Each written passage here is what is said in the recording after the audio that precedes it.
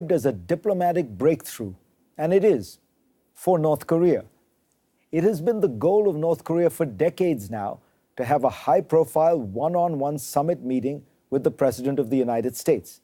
Kim Jong-un's father, Kim Jong-il, wanted such a meeting with President Clinton.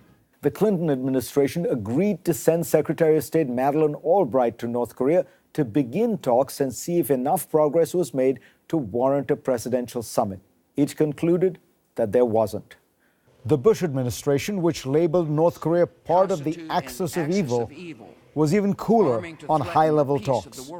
The Obama administration achieved breakthroughs with the Cuban and Iranian regimes through high-level contacts, but gave up on diplomacy with the North Korean regime because of its unwillingness to denuclearize. It adopted instead a policy of pressure, and until now, the Trump administration had stuck to that policy and actually escalated it. Earlier this week, Mike Pence said, "Our posture toward the regime will not change until we see credible, verifiable, and concrete steps toward denuclearization." Trump himself previously ridiculed the idea of talks, tweeting, "The U.S. has been talking to North Korea for 25 years. Talking is not the answer." He humiliated his own Secretary of State, Rex Tillerson, for his diplomatic efforts, tweeting that Tillerson was wasting his time. So what changed this week? Well, it's not clear. The charitable interpretation would be that the South Korean government received assurances that the North was serious about talks to eliminate its arsenal. Let's be clear. North Korea has announced no concessions, no reversal of its arsenal, no denuclearization, let alone any actions. What appears to have happened is the following. Trump was told that in the talks between North and South, Kim Jong-un expressed a wish to meet with him, and Trump jumped at the opportunity. Henry Kissinger has often said that presidential summits should be the climax of a long negotiating process, not the beginning. Trump's gambit turns that dictum on its head. Victor Cha, once slated to be Trump's own ambassador to South Korea, warns that a presidential summit is dangerous because if it fails, it leaves little room for further diplomacy. The outcome, he says, could actually end up being war. But we should look upon this move with hope and wish the president and the administration well. Yet it does feel like it's part of a pattern. Trump talks tough towards countries like, say, China and Saudi Arabia. They then flatter him, put on parades and banquets, and he quickly reverses course. And in his eagerness to reward flattery, he makes large concessions and gets little in return. The United States has endorsed Saudi policy in Yemen and Qatar with no noticeable reciprocal reward. Trump announced a major concession to Israel, the move to Jerusalem, without even asking for something in return. South Korean President Moon seems to have noticed this pattern. He sought to move events on the Korean Peninsula away from war talk and towards negotiations, essentially the opposite of Trump's declared path. But he took pains to always praise Trump while he charted his contrary course. He did it again this week, giving Trump ample credit for his own opening. All these countries seem to understand how to play Donald Trump. What we need to watch now is whether Donald Trump knows how to play them. And let's get started.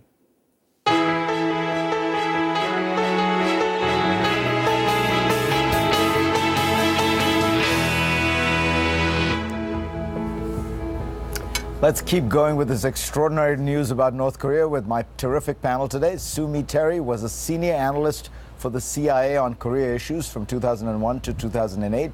She is now a senior fellow for Korea at the Center for Strategic and International Studies. Ian Bremmer, of course, is the president and founder of the Eurasia Group and the author of a terrific new book, Superpower: Three Choices for America's Role in the World. And Stanley Roth was the Assistant Secretary of State for East Asia and Pacific Affairs for most of Bill Clinton's second term. In that role, he traveled to Pyongyang in 2000 on that famous trip with Madeleine Albright to meet Kim Jong-il. Those were the highest level meetings ever held between the United States and North Korea. So first, let's just talk about the way this happened, which I still feel is itself unprecedented. Ian Bremmer, have you ever heard about a kind of foreign policy initiative which worked out like this? Nothing even close. We have the South Korean senior foreign policy envoy who's meeting with H.R. McMaster on Thursday, not supposed to meet with Trump until Friday. Trump finds out the meeting's happening, saying, no, I want to do that right now. They meet, they talk. It's clear that the invitation which is offered to Trump is something that President Moon himself of South Korea is not in any way suggesting that Trump should just accept, be cautious, first engage at a lower level. And Trump's like, no, I want to do it. Let's announce it right now. The South Koreans end up making the announcement in the driveway in front of the White House. I mean, on every level, this is unprecedented, and yet on every level, this is par for the course and what we should expect with President Trump. So normally, presumably, you would have had the president say, let's think about it. Sure. Let's convene a National Security Council meeting. Of course. Even President Moon Jae-in, South Korean president, who's all for engagement and negotiation, said, when offered to meet with Kim Jong-un, he said, if the conditions are right, let me think about this, I'll get back to you. So what President Trump in a normal situation would have done is, or should have done, is convene an NSC meeting and talk about pros and cons of having such a summit meeting with Kim Jong-un, and then coordinate the policy and then announce it. So, Stanley, what's wrong with trying this? I mean, the Trump argument, I suppose, would be, look, we've tried all that kind of thing. Why not do something out of the box? There's nothing wrong with trying this. I think extraordinary times require extraordinary measures, and in my view, President Trump had no choice. First, this had been clearly orchestrated by President Moon, who had invested enormous political capital and prestige, sending his national security advisor to personally brief the president, carrying the invitation.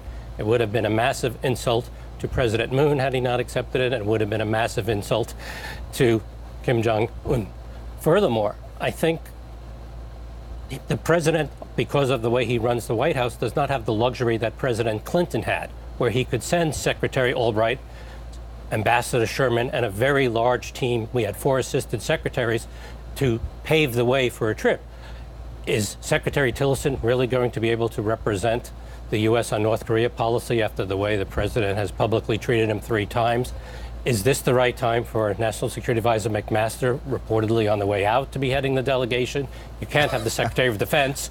So really, it is up to President Trump to start it. But remember the key thing, the point that I agree with the White House, and I hope they stick to it, that this is not a negotiation. Negotiation requires endless rounds of preparation and detail.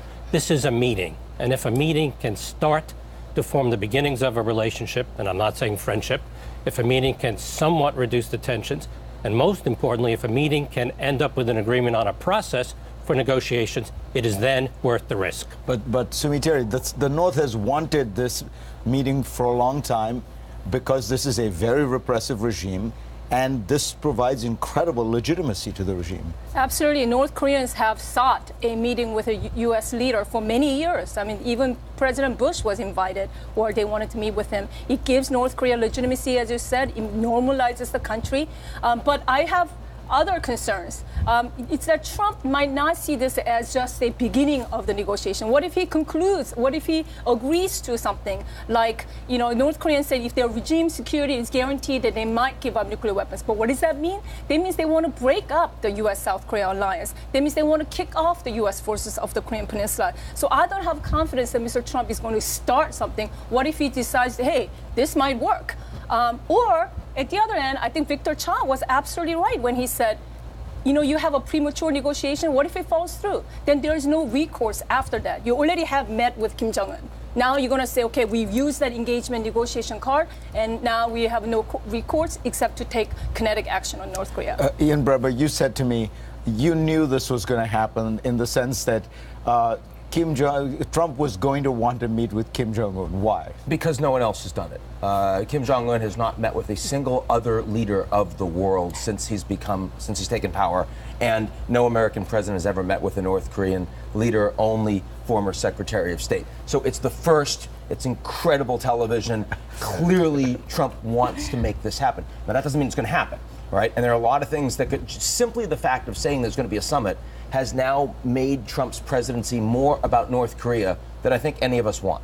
I mean, the fact is this has been the most intractable geopolitical problem for several administrations now. They've all decided to kick it down the road, even though we know it's getting worse. And they knew it was getting worse because they worried that opening up that can of worms had the potential to kill an awful lot of people. And the fact that Trump is now making his presidency more about that is, of course, a greater danger for all of us. But you're saying that just from a pure TV point of view, this is irresistible to the former host of The Apprentice. Well, and I'll say something else. I think it's irresistible that at some point I believe that Putin is going to make an offer to actually host this thing, because it's irresistible to have the media covering it in this sort of way. They both like that kind of thing. It's going to happen. Doesn't mean that the meeting's going to occur. Doesn't mean the meeting's going to be any good.